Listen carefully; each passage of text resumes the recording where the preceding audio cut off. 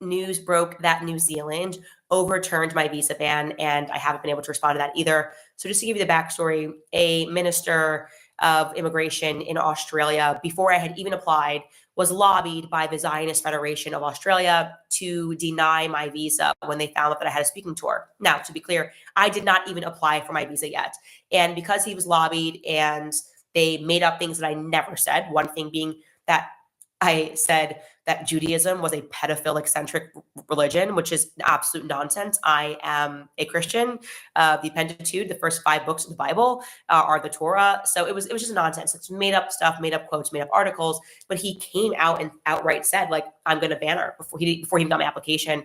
And so what happened with New Zealand, the people that were celebrating, like New Zealand banned her, that process was actually automatic. And it essentially, they share a system on the back end. So if somebody gets banned from Australia, they automatically get banned from New Zealand. So for example, the Novak Djokovic, remember he notoriously got banned and got declined a visa from Australia because of, they were like COVID monsters and it was crazy.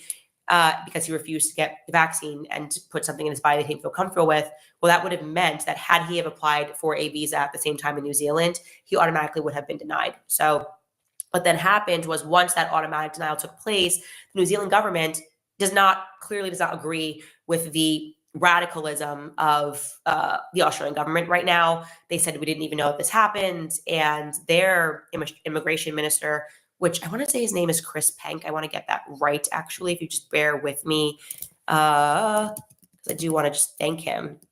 Minister, it's Chris Penk. Okay, perfect. Chris Penk basically said, we're reversing this ban. We believe in free speech. I also do want to shout out the New Zealand Free Speech Union, because before, as soon as they found out that it happened and it was announced, they had contacted us and were like, we are going to take up your case and take it through the court system.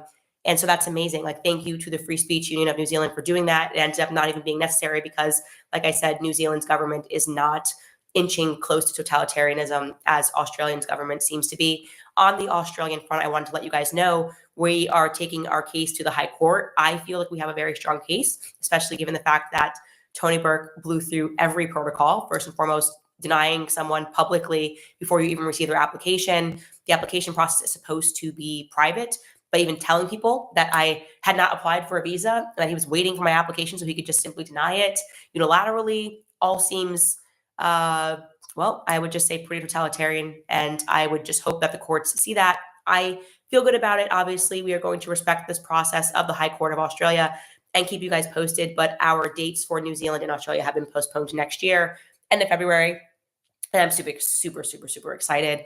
And I was really bummed, by the way, about the New Zealand banning, because so many people told me that it is just such a beautiful country. And I've never had an excuse to make it out there. And I'm also a Lord of the Rings stan.